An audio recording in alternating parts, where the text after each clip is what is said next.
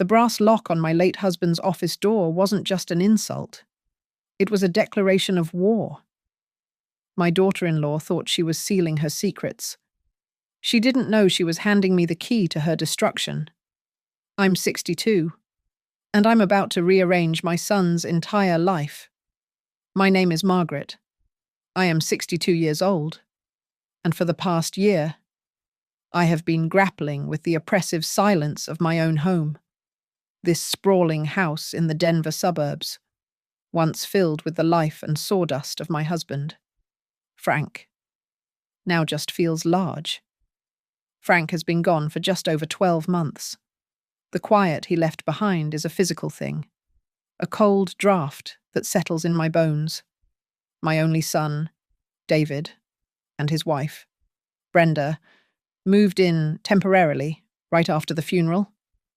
To help you out, Mum, David had said, his eyes full of a genuine concern I rarely see anymore. I was grateful then, numb and adrift in those first waves of grief. But that was a year ago. Their suitcases were never unpacked. They were simply absorbed into the house. Now, there is no talk of them leaving.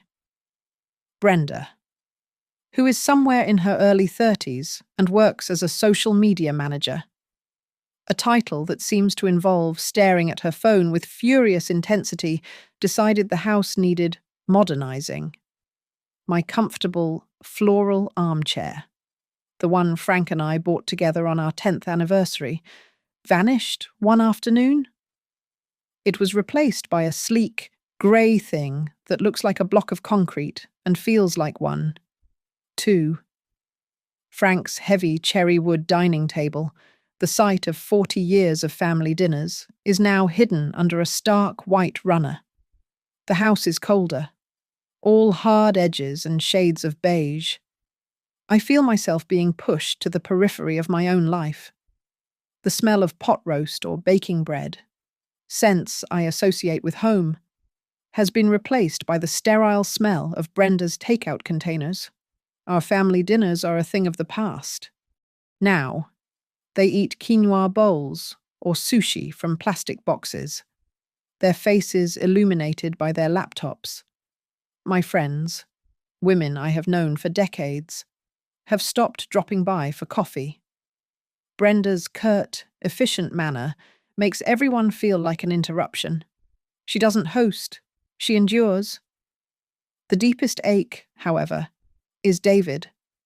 He was always my boy, so close to Frank, so close to me. Now, he is just tired. He comes home late, his shoulders slumped, and offers only vague apologies for Brenda's behaviour. When I mentioned the armchair, he just sighed, rubbing his temples. She's just trying to help. Mum, it's her style.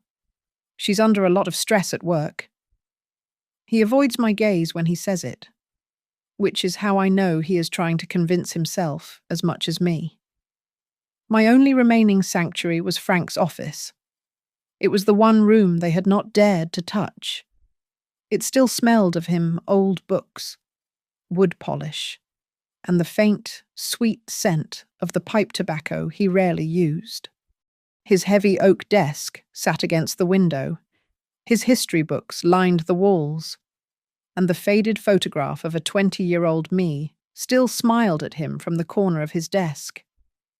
I would go in there simply to read, to sit in his leather chair and feel the quiet presence of the life we built.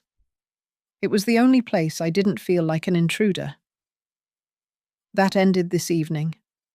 It was a Tuesday, around 6 in the evening. I had just returned from my volunteer shift at the city archives, my hands still smelling of old paper and dust. I walked down the hall, intending to read for an hour before dinner, and I stopped cold. I stared, my mind refusing to process what I was seeing. There, on the dark wood of Frank's office door, was a new, gleaming brass lock, a deadbolt. It was aggressively bright against the 40-year-old varnish. I found Brenda in the kitchen, scrolling through her phone, her thumb moving in a rapid, hypnotic blur. "Brenda, why is there a lock on Frank's office?" She did not look up. Her voice was flat, casual, as if discussing the weather. "Oh, David and I need more storage for my business. All my inventory. You know, it's best to keep it organized." She finally glanced up, her eyes empty of any real emotion. "You don't need to go in there anyway, right?" She turned back to her screen. "Right." The word hung in the air. You don't need to go in there. It wasn't a question. It was a judgment. It was a dismissal. The cold, thudding indifference of it hit me harder than a physical slap. She had not just locked a door. She had erased the last piece of my husband, the last piece of me, from my own home.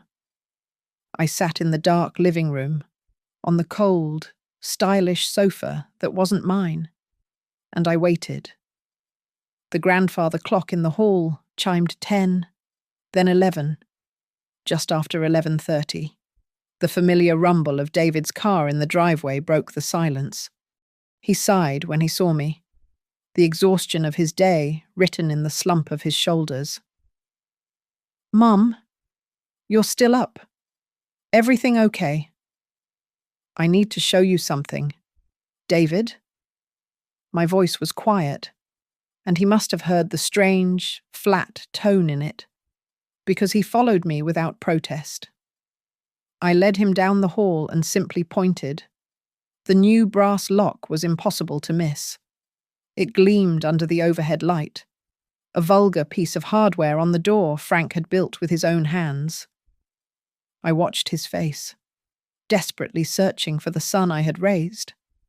I waited for the outrage, for the protective anger, for the boy who had worshipped his father to demand answers, to rip this offense from the wood. David would not look at me. He stared at the floor, at his own shoes, at the ceiling. He ran a hand through his hair. "Oh, yeah. Look, Mum, it's not a big deal. Not a big deal." The words were ice. "David, that is your father's office."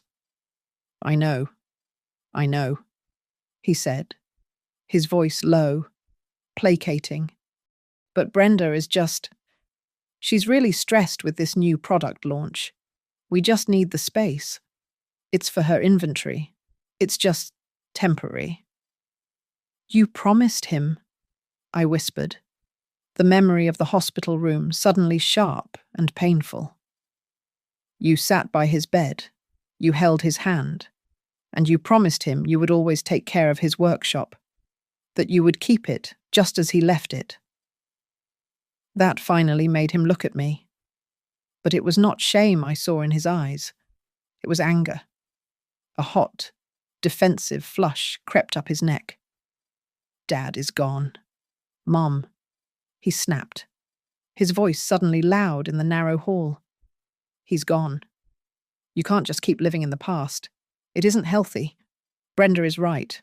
We have to move on. It's just a room." His words hit me, but not in the way he intended.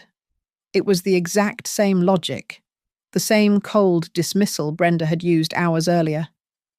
"You don't need to go in there anyway. It's just a room." I looked at my son, at this man I barely recognized, and I understood. His anger wasn't aimed at me. It was a shield for his own guilt, his own weakness. He hadn't just been convinced by Brenda. He had been complicit. He had chosen his side. The fight I thought I had in me, the tears I expected to shed, simply evaporated. They were replaced by something cold, hard, and heavy. A quiet, glacial resolve settled in my chest. In that moment, I realized I was completely and truly alone. I didn't cry. I didn't raise my voice. I simply nodded. "I see." I turned and walked back to my bedroom, leaving him standing in the hallway, caught in the glare of his own betrayal. I did not sleep. I lay awake for hours, staring at the ceiling, listening to the muffled sounds of the house. I heard them whispering in their room, the sharp, insistent staccato of her voice, the low, defeated rumble of his. To confront them would be useless. They would circle the wagons. They would call me hysterical, emotional, a grieving widow who couldn't let go.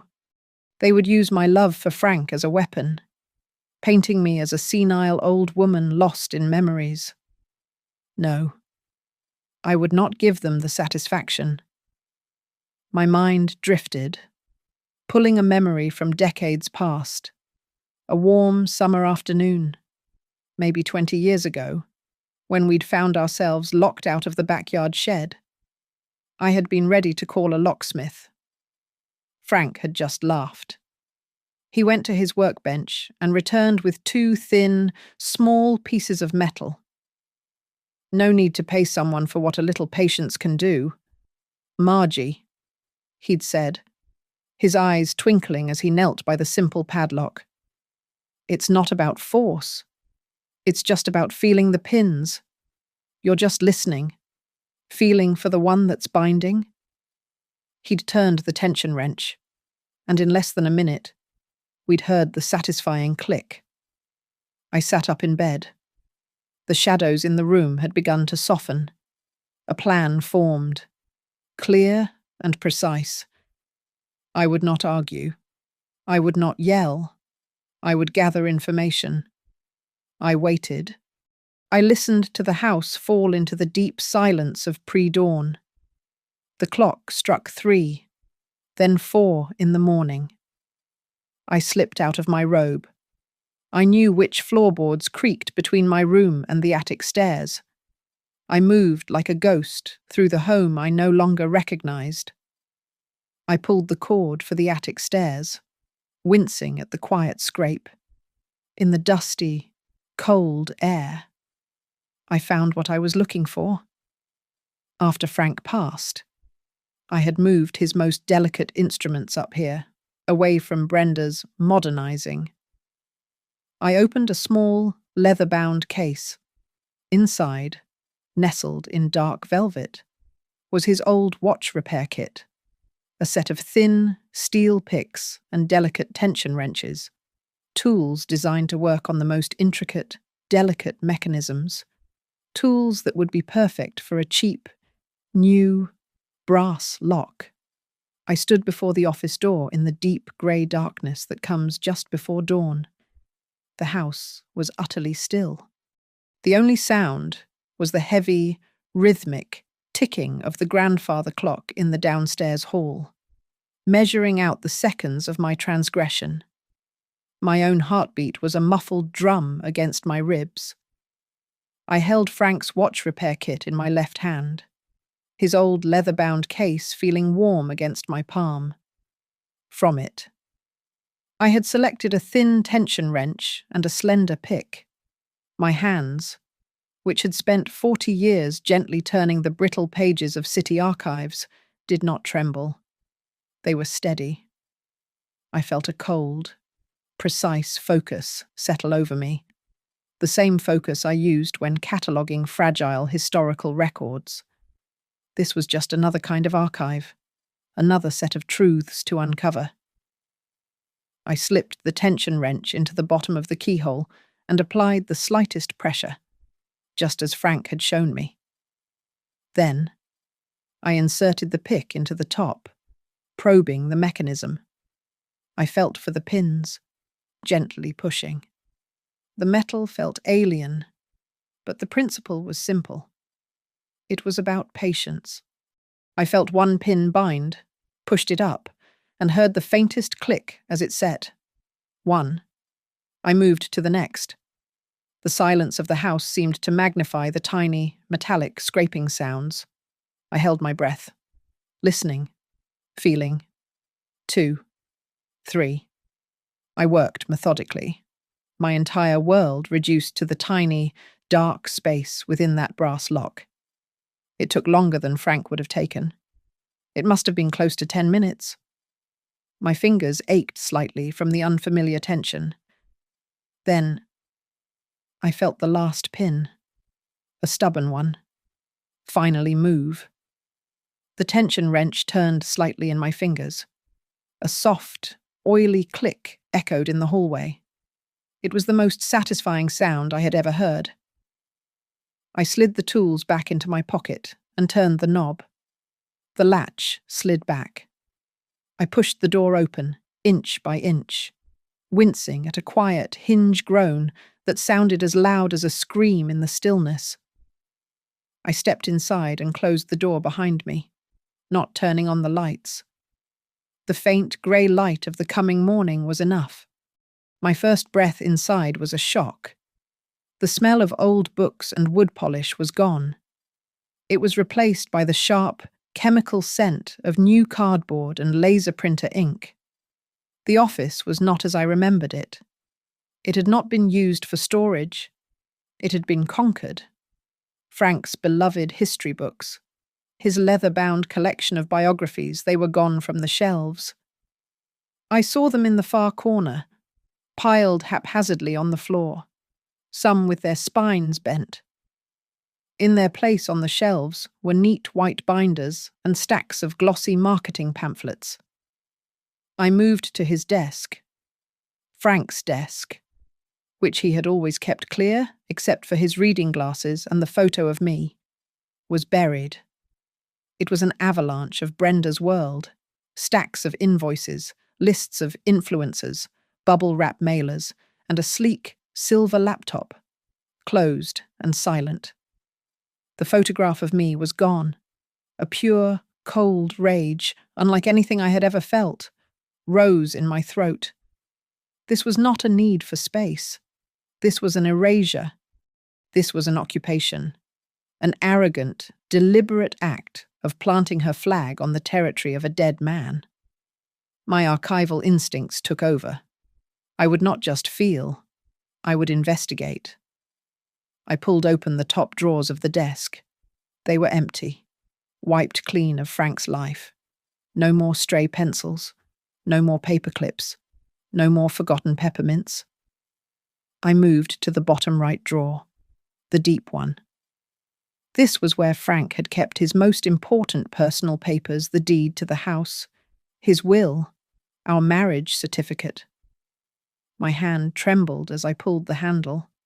It was not locked. I opened it. It was a jumbled mess. Papers had been rifled through, folders left askew. Someone had been looking for something. They had not bothered to cover their tracks. My eyes scanned the room again. Under the desk, pushed back into the shadows near the wall, was something that did not belong. It was not Frank's old leather briefcase. It was a cheap, grey, cardboard document box with a flip-top lid, the kind you buy at an office supply store for a few dollars. I crouched, my knees cracking in the quiet, and pulled it out. It was heavy. I set it on the desk, my heart now hammering. I was sure I would find more of her business supplies, more of her inventory. I lifted the lid. It was not filled with marketing materials. It was filled with files. And on the tab of the very first folder, written in Brenda's neat, sharp handwriting, was my name, Margaret. I pulled out the folder. It was not invoices. It was filled with official-looking legal papers, pages and pages of them, all bearing my full legal name. I slid the first document from the file. My stomach tightened. It was a draft, printed on heavy legal paper, a durable power of attorney for healthcare and finances. I scanned the dense, black text, my eyes searching for the names. My name was listed as the principal. And then I saw the agent, the person who would be granted total control over my life, my assets, my medical decisions, the moment I was deemed incapacitated. It was not David. It was Brenda. My vision blurred for a second. Complete authority. She had designated herself to control every penny I possessed, to sell my home, to make decisions about my very life. I dropped the document onto the desk as if it were burning. My hands were shaking now, not from weakness, but from a cold, clarifying rage. This was not concern. This was a coup.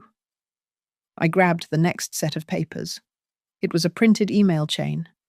Correspondence between Brenda and a law firm I had never heard of, Patterson and Associates.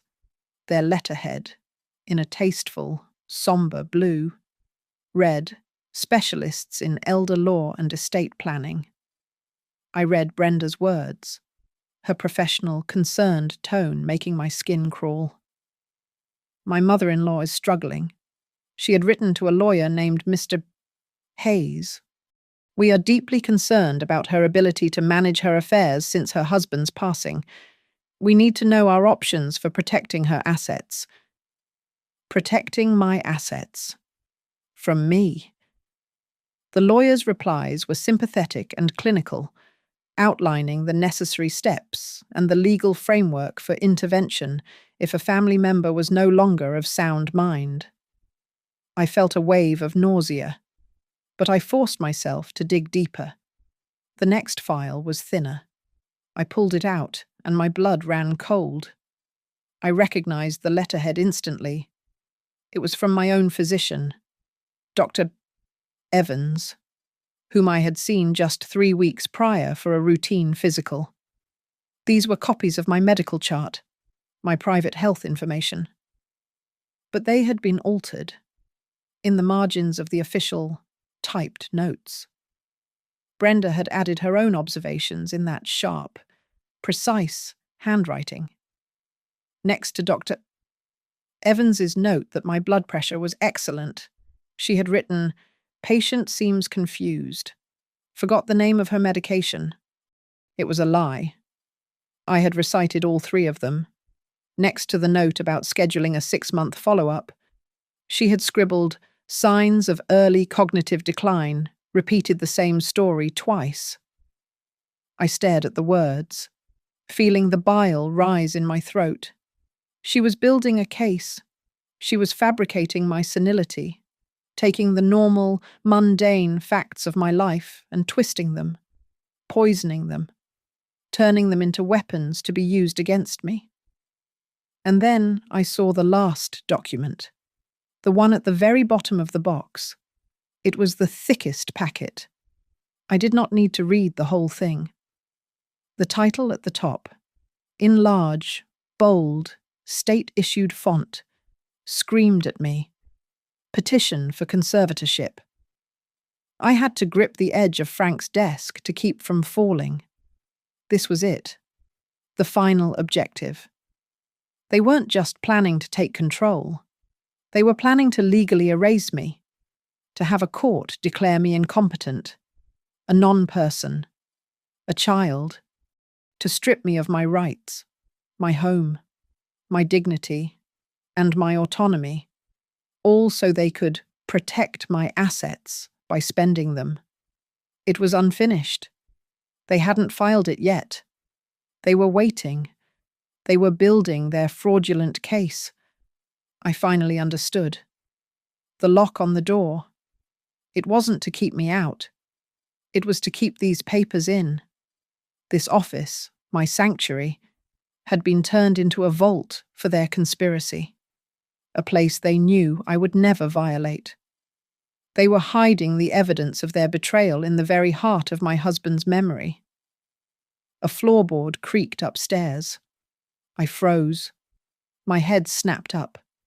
The sound was distinct, directly above me. Someone shifting in bed. I glanced at the small clock on Frank's wall. It was 4:51 in the morning. The sky outside the window was no longer black, but a deep, bruised purple. Dawn was coming. They would be waking soon. The paralysis broke. The horror receded, replaced by a surge of pure, cold adrenaline.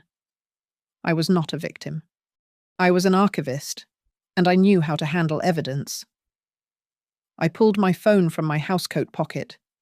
My hands, which had trembled, were now rock steady. I laid the power of attorney flat on the desk. I turned on the camera, the flash disabled. The click of the shutter was a tiny, sharp sound. I photographed every single page. I photographed the email chain with the lawyer. I photographed every altered page of my medical records, zooming in to capture the damning, handwritten lies in crystal clear detail. I photographed the entire sickening packet of the conservatorship petition, page by page. I opened my secure cloud drive, an app I used for old family photos, and I began to upload every single image. I watched the progress bar for each file, my heart hammering against my ribs. One by one, they transferred, safely, into the digital ether, beyond their reach. Once the last file confirmed its upload, I worked with terrifying speed. I deleted the photos from my phone's camera roll. I placed every document back into its specific folder. I put the folders back into the cheap cardboard box, in the exact order I had found them. I slid the box back under the desk, nudging it with my toe until it was precisely aligned in the shadows. I stepped back, scanning the room. The desk was as I had found it. The chair was in its place. I backed out of the room, pulling the door shut until it was nearly closed. I took Frank's small tools from my pocket. It was harder to lock it than it was to open it, but I worked the pins, applying tension, until I felt the mechanism reset. I turned the knob. It was solid, locked. I slipped back into my bedroom as the first true light of day hit the windows. I did not sleep. I rested. I closed my eyes and let the cold, clarifying rage of the past hour settle into something hard and permanent. I was no longer a grieving widow. I was no longer a confused mother. I was a target who had just seen the battle plans.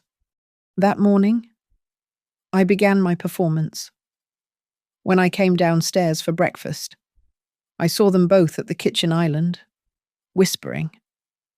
I went to the refrigerator, took out the carton of milk, and placed it on the counter. I stared at it for a long moment, as if I couldn't remember why I had picked it up. Then I turned and walked into the living room, leaving the carton to sweat on the granite. From the corner of my eye, I saw Brenda stop talking and point. I saw David sigh. Later that afternoon, Brenda approached me as I was staring at the garden. Her voice was syrupy, a thick, false layer of concern. "Mum, are you sure you're feeling okay? You seem very forgetful lately." I turned, forcing a slight tremor into my hands. I widened my eyes, projecting a fragile confusion that I knew she was desperate to see. "Oh," I said, my voice thin. I'm just fine, dear. Just tired. I think I'm just getting old. You know." I saw the look they exchanged over my head. It was a glance of pure, shared triumph. They believed it. They were eating it up. The next day, I lost my keys. I spent a frantic 20 minutes searching my purse, my coat pockets, the kitchen counter. "I just had them," I said, my voice pitching high with manufactured panic. "I am sure I left them right here." David, his face a mask of guilt, immediately started to help. "It's okay, Mum. We'll find them. They've got to be around here." Brenda put a hand on his arm, her voice firm, as if she were handling a child. "David, honey, let me handle this. Why don't you help your mom to the couch? She needs to rest more. She's getting worked up." As I allowed David to help me, I watched Brenda walk directly to the small bookshelf by the door and pick up my keys, which I had placed there myself an hour earlier. See, Mom right where you left them, she said, dangling them. Oh, I mumbled, hiding my smile. I swear I looked there. While they were busy managing the declining, fragile Margaret, the real Margaret was beginning a second, secret life. I waited until I knew Brenda had a nail appointment and David was at work. I drove 20 minutes across town to a bustling cafe I knew they would never visit. I sat in a back booth and waited. Susan arrived 5 minutes later. She's the daughter of my oldest, dearest friend, Martha. Susan is a litigator, a woman who wields facts like weapons, and she has a mind like a steel trap. Margaret, what's wrong? She said, sliding into the booth. Your text message was alarming. I didn't waste time with pleasantries. I slid my phone across the table, the screen already open to the secure cloud drive. I need you to look at these. As my lawyer. She picked up the phone. I watched her face. I saw the polite concern of a friend's daughter morph, second by second. The confusion gave way to a sharp, professional focus. The focus gave way to disbelief. And finally, her face hardened into a cold, dark fury. She set the phone down gently, her knuckles white. Margaret, she said, her voice low and shaking with anger. This isn't bad planning. This is a crime. This is conspiracy to commit elder fraud. They are documenting fabricated evidence to steal your home, your money. They are trying to steal your entire life. I know, I said. They're building a case, so we need to build a better one. Susan nodded, the litigator in her taking full control. Yes, the photos are damning. They prove the plan. But a good defense lawyer will say they were just exploring options for a confused mother. We need to prove their intent. We need to prove, in their own words, that they know you are perfectly competent, but are actively conspiring to defraud you. She leaned in. We need them, Margaret. We need to hear what they say when they think you're not in the room. I knew what I had to do. That afternoon, on my way back from the grocery store, I had bought nothing. I stopped at an electronics store. I purchased the smallest, most powerful voice-activated recorder they had.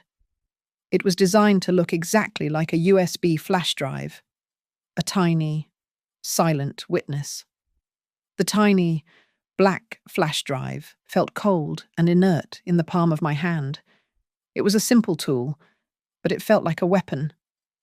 That evening, I waited. I heard David and Brenda in the kitchen, their voices low and tense as they discussed some delivery order. The living room was dim, lit only by the streetlights outside. This was their debriefing spot. Every night, they would sit on that cold, grey sofa and murmur in the dark. I rose from my chair, feigning a need to stretch my legs. I walked past the sofa, my housecoat brushing against the upholstery. As I passed, I let my hand drop, accidentally fumbling the keys I was carrying. As I bent over, groaning slightly for effect, I let the USB drive fall from my other hand. It slipped down into the dusty crevice between the back of the sofa and the wall. It landed soundlessly. I found my keys on the carpet and straightened up, my heart a cold, steady drum in my chest. The trap was set. For the next 3 days, I leaned into my role. I was the fragile, confused, grieving widow they so desperately needed me to be. I watered a silk ficus plant in the dining room, tutting to myself about how thirsty it looked. knowing Brenda was watching me from her laptop at the table. I went to the pantry and searched for 10 minutes for the salt, which was in its usual place on the counter. My masterpiece came on the second day. Brenda was in the kitchen, angrily typing on her phone. David was not home yet. I approached her, my face a mask of what I hoped was gentle, befuddled love. "Amanda, dear," I said, using the name of David's first wife. "I just wanted to thank you. You have been such a help since everything." Brenda's head snapped up. Her thumbs stopped moving. I saw a flash of pure, unadulterated rage in her eyes, so hot it almost made me take a step back. Amanda had been a sweet girl, a baker, and Brenda despised the very memory of her. "What?" she said, her voice a low, dangerous hiss. "Did you just call me—" I widened my eyes. "Oh, Amanda, I wanted to say thank you." I saw the internal war on her face. She wanted to scream at me. But then, a new look took over, a cold, calculating, triumphant look. This was not an insult. It was a gift. It was more evidence for her file. She forced a smile, a grotesque stretching of her lips. "It's Brenda," she said, her voice dripping with the kind of patience one uses on a very stupid child. "You remember Brenda, right? Amanda has been gone for over 10 years. Mum, you know that?" "Oh," I whispered, looking at my own feet. "Oh, heavens. Of course. Brenda, I don't know what's wrong with me. I'm so sorry, dear." "It's fine," she said, patting my arm, her touch a little too firm, more of a pinch than a pat. "You're just tired. Why don't you go rest?" She couldn't wait to add this to her collection of my failings. On the third day, a Friday night, they announced they were going out. "A real date night," Brenda said, applying bright red lipstick in the hall mirror. "To celebrate a new deal." She looked at me in the reflection. "You'll be okay by yourself, won't you? I can order you a sandwich before we go." "Oh, no," I said, smiling my new, vague smile. "I'll just have some tea and toast. You two have a wonderful time." The moment the front door clicked shut and I heard their car engine fade down the street, I was in motion. I did not run. I walked. I went to the sofa, knelt, and plunged my hand into the dark gap. My fingers met the cold metal of the drive. I had it. I went to my room and locked the door. I plugged the drive into my laptop, the one I used for my archival work. I put on my headphones, the good ones Frank had bought me for my audiobooks, and I pressed play. For the first hour, it was just silence, or the muffled sound of the television. And then, I heard the sound of their return from 2 nights ago. Brenda's voice, sharp and clear. "Lawyer said if we can get her doctor to sign off on the cognitive decline, the conservatorship is a lock. We can have this house sold by summer." A pause. Then David's voice, hesitant, weak. "Sell the house, Brenda. Hold on. I thought we were just managing her finances. You know, to help." A laugh.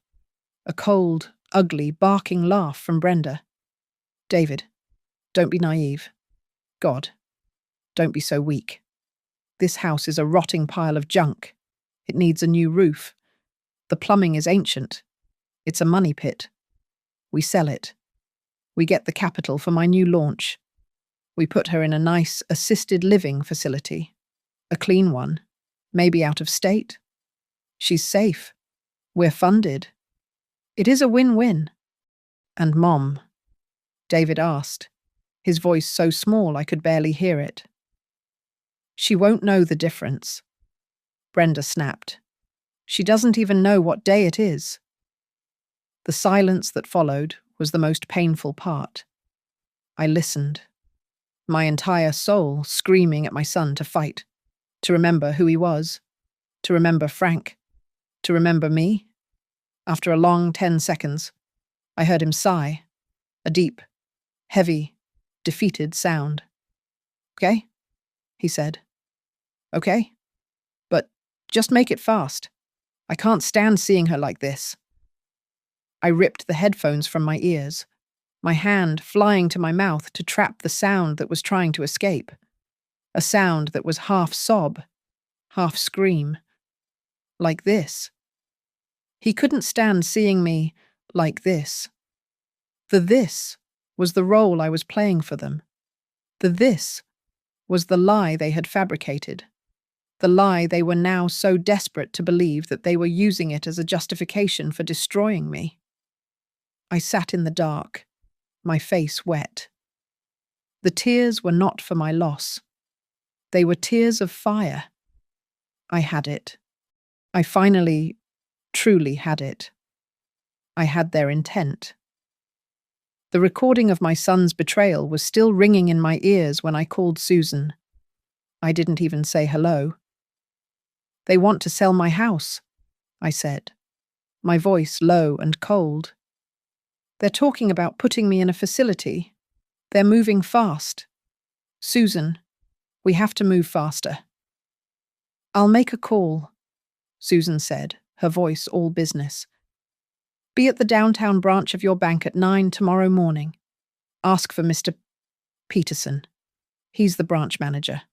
I'll brief him. But he needs to hear it from you."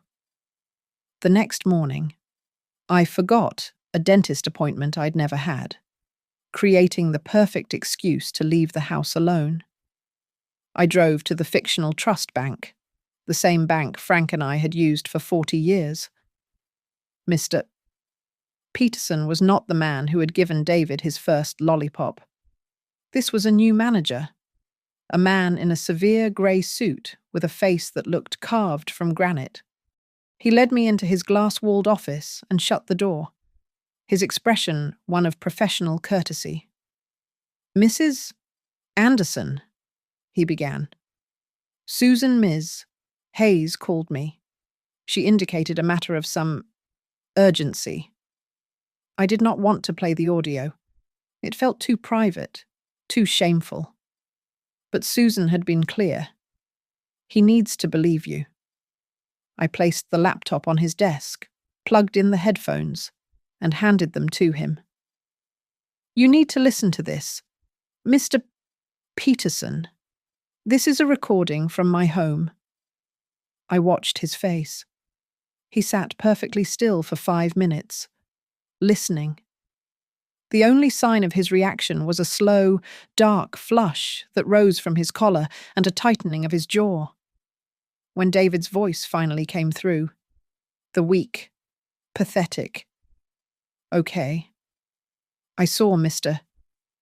Peterson close his eyes for a single, brief second. He removed the headphones and placed them on his desk with methodical precision. He looked at me, and the professional courtesy was gone, replaced by a cold, protective fury. "This is unconscionable," he said, his voice a low growl.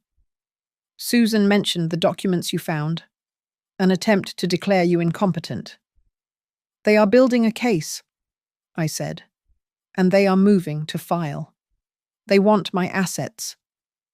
"They will not get them," he said, his voice absolute. He turned to his computer. "Effective immediately. We are placing a senior-level fraud alert on all your accounts. From this moment, no transaction, no withdrawal, no transfer, no online payment can be made without your physical signature and a verbal confirmation of a passcode. A passcode that only you and I will know." He had me choose a word. I gave him the name of the tiny, obscure village in Scotland where Frank and I had spent our honeymoon. A name Brenda could never guess in a million years. That's the first step, he said, his fingers flying across the keyboard. Now, for the second. He looked at me. Your son, David, is he a joint owner on any of these accounts? On the main checking, I said, my voice tight. We will sever that, he said. We will open a new sole owner account in your name only and transfer the funds. But the house, the deed, that is the real prize they are after. Susan mentioned a trust, I said. An irrevocable trust, he confirmed. It's the fortress. We will transfer ownership of your home and your primary investment portfolios into this trust. You will be the sole beneficiary. You control everything. You live in your home. You receive all the income. But the ownership is legally held by the trust. You can no longer lose it to fraud, and you cannot be coerced into signing it away. It becomes untouchable. He looked at me. The trust will also need a successor trustee, someone who takes over if, and only if, you are ever legally incapacitated or pass away. Susan Hayes, I said without hesitation. Excellent, Mr. Peterson said. It took 2 days. 2 days of faxes, electronic signatures, and quiet, frantic legal work between Susan and the bank's trust department. In the house, I was a ghost, a smiling, addled woman who kept thanking Brenda for all her help. They were so high on their own conspiracy they barely noticed me. On the third night, Brenda sat at the kitchen counter with her laptop. She was trying to pay the utility bills online, an act of help she had insisted on 2 months prior, which I now realized was her first attempt to get her hands on my accounts. I was watching television in the living room, the volume loud on a game show. I was listening to her every move. I heard her click, click, click on her trackpad. A pause. More clicking.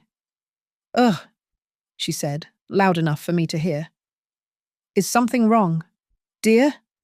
I called out, my voice full of vague concern. She appeared in the doorway, her laptop in her hand, her face a mask of irritation.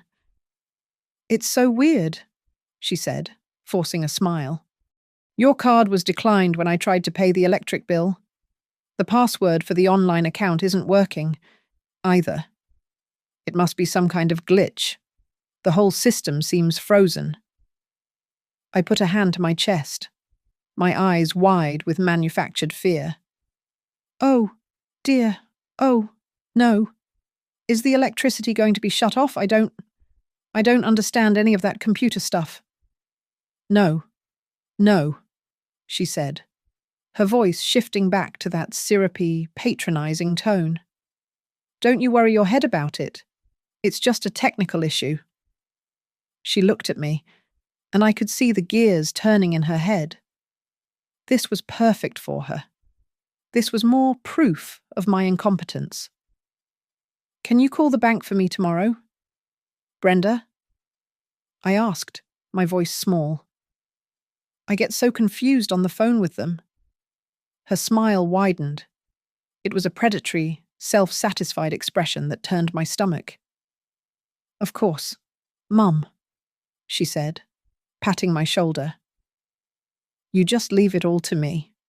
I'll go down there first thing in the morning and sort it all out. I knew she would go to the bank as soon as it opened. I was in the kitchen, making a show of being confused by the toaster. When she came downstairs, she was wearing a charcoal grey blazer, a suit of armour for her righteous mission. She radiated a tense, focused energy. I'm going to sort out those silly bank problems for you. Mum, she said, her voice dripping with the false patience that had become her default.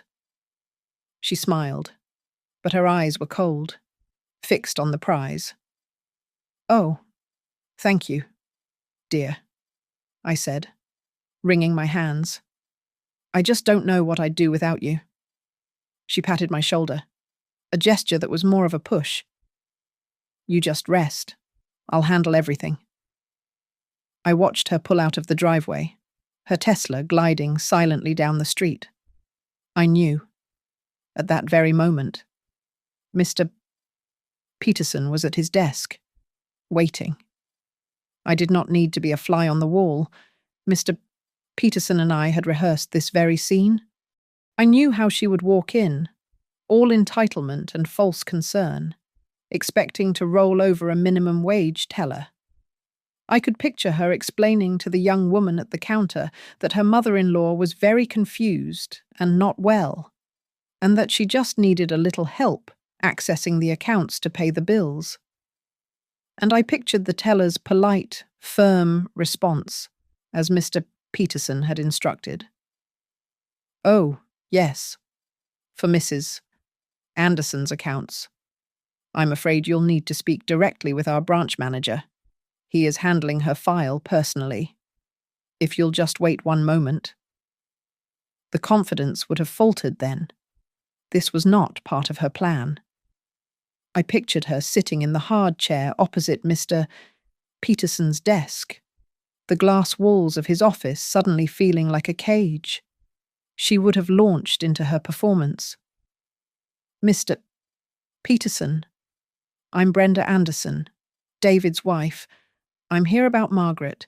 She's not herself. She can't manage her finances, and we're just trying to help. But the accounts are completely frozen. And then his calm, polite checkmate. Ms. Anderson, I understand your concern.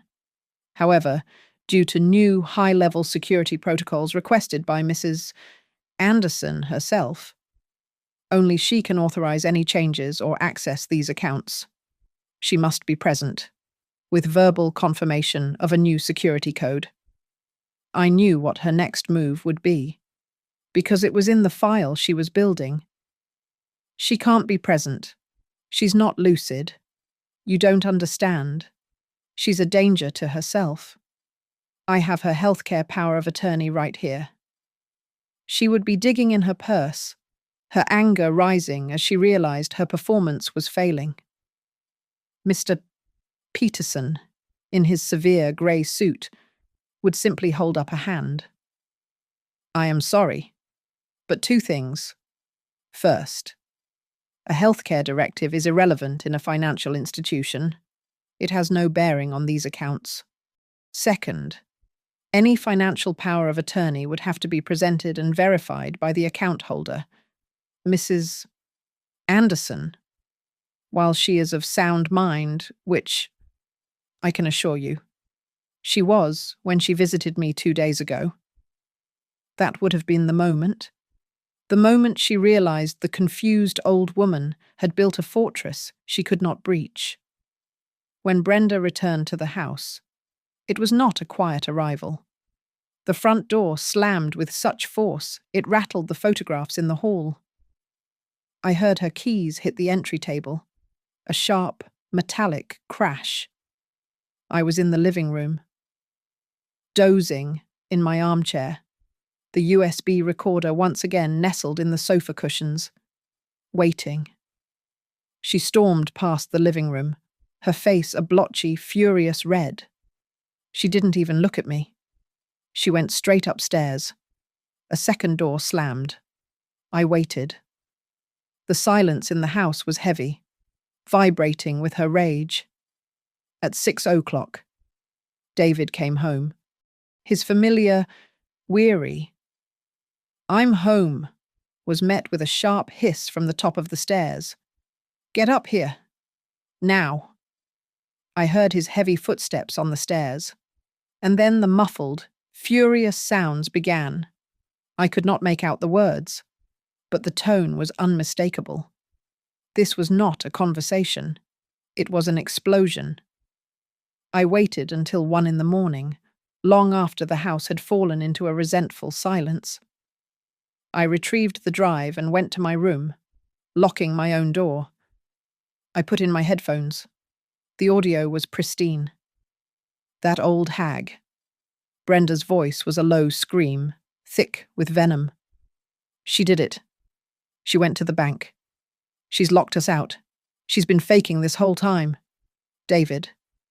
The confusion, the forgetting names. All of it. She's been playing us. David's voice was thin, terrified. What, no? That's impossible. Mum doesn't know how to do any of that. She can't even use the new coffee maker. It must be a mistake. A mistake, Brenda shrieked. The bank manager told me, to my face, that Mrs.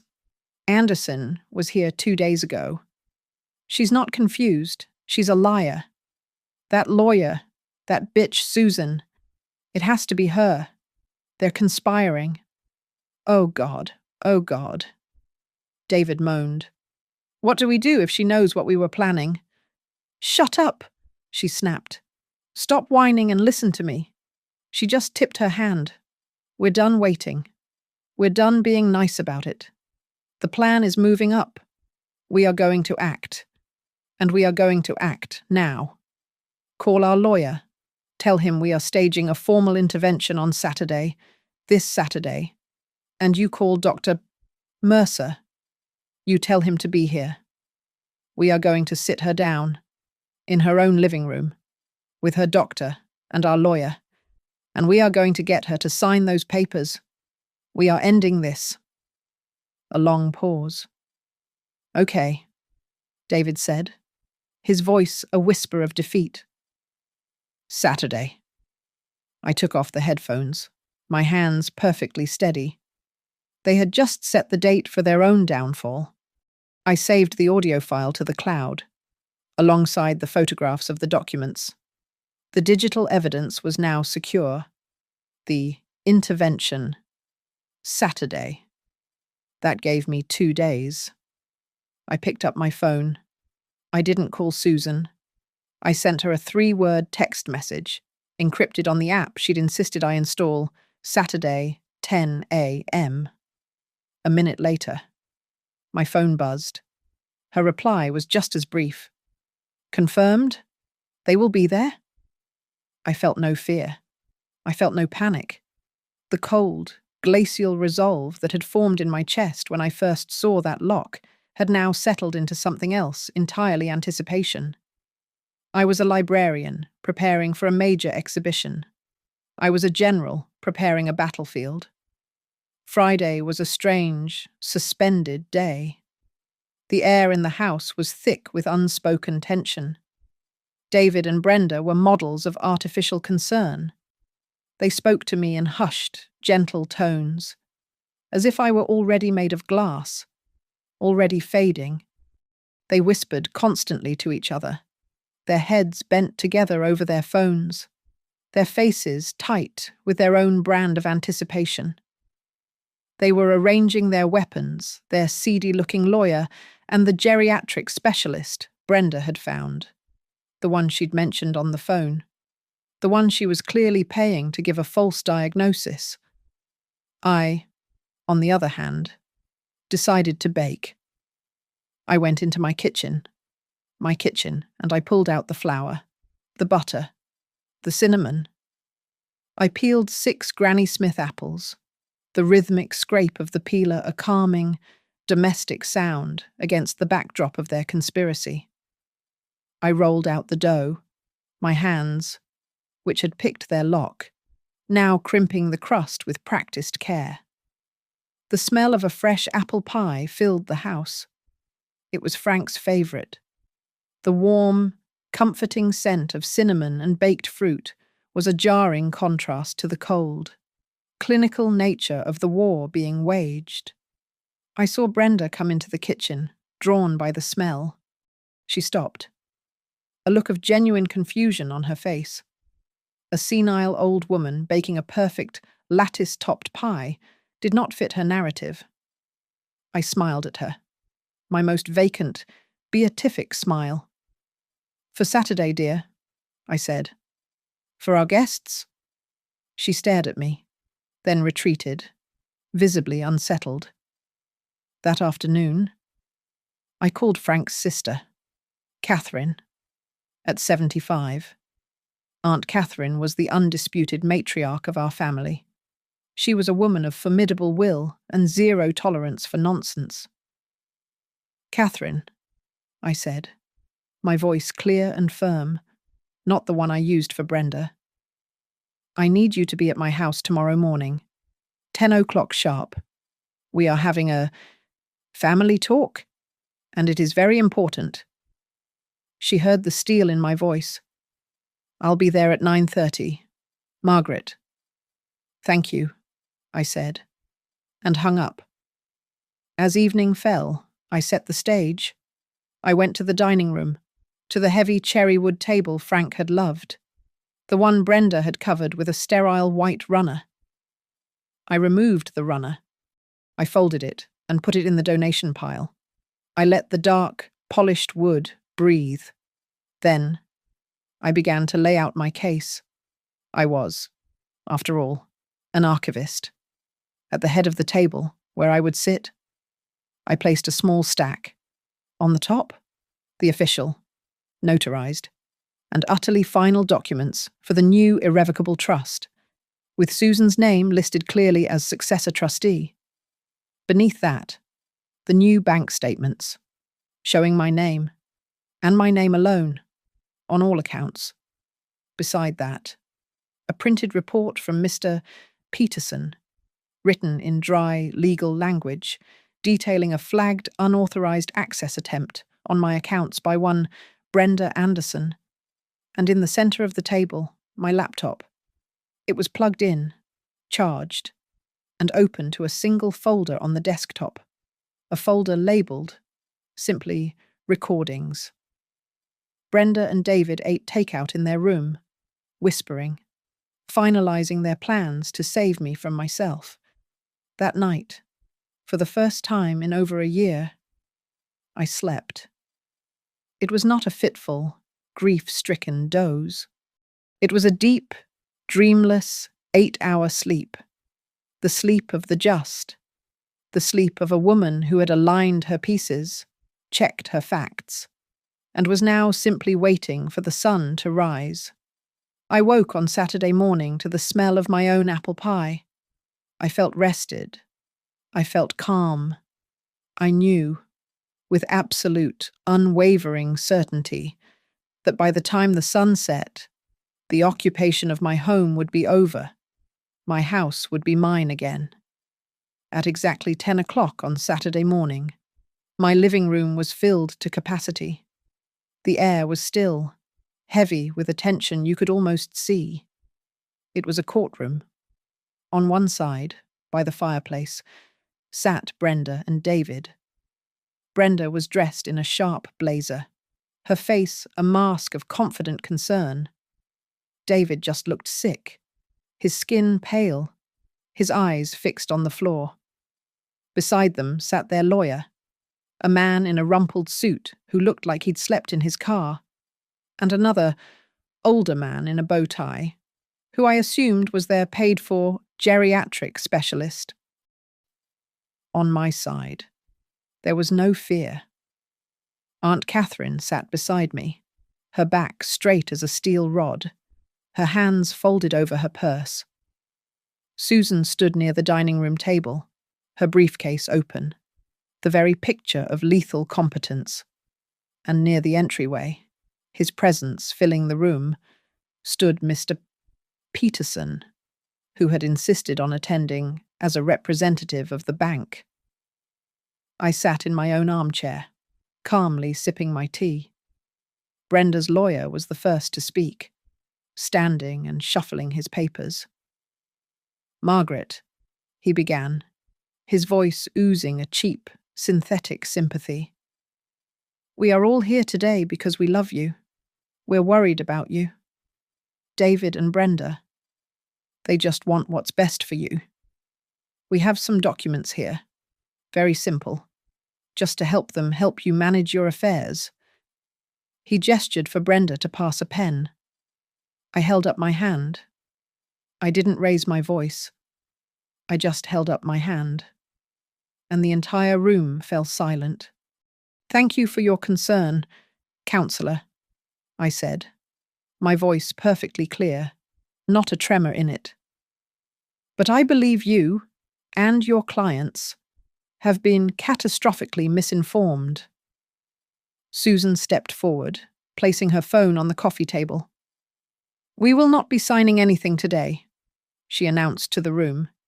Instead, we would like to play something for you. She pressed a button.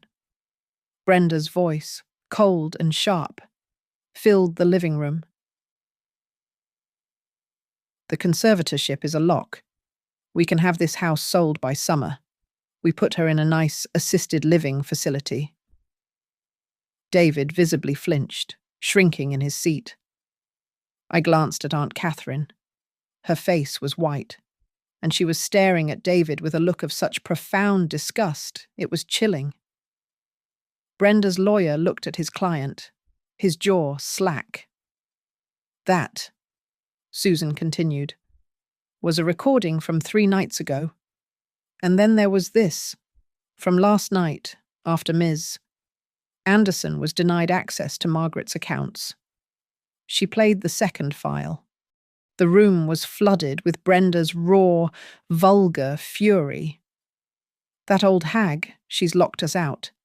She's been faking this whole time. She's been playing us. The rumpled lawyer looked like he was about to be ill. And finally, Susan said, pulling a file from her briefcase and throwing it onto the table. These are high-resolution photographs of the fraudulent medical notes and the draft of the conservatorship petition, which Mrs.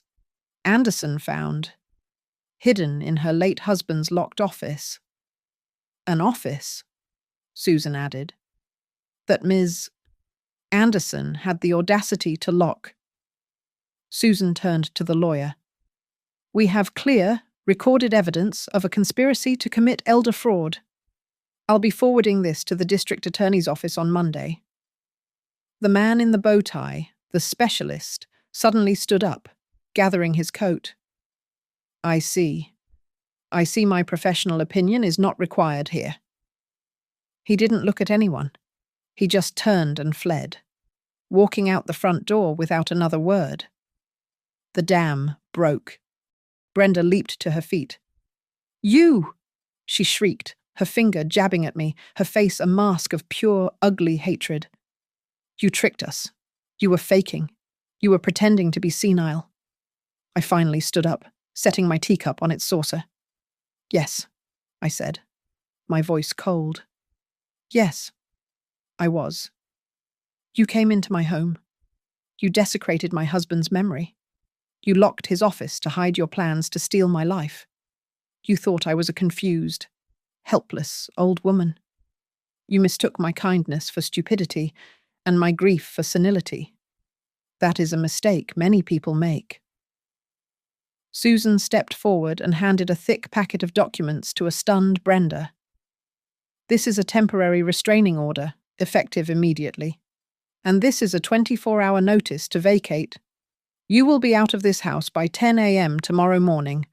I have already scheduled a police escort, who will be here at 10:01 to remove you if you are still on the property. David finally made a sound. It was a low, pathetic wail. He slumped over, burying his face in his hands. Mom, I'm sorry. Mom, I didn't. Aunt Catherine stood up. She looked at her nephew, her voice shaking with contempt.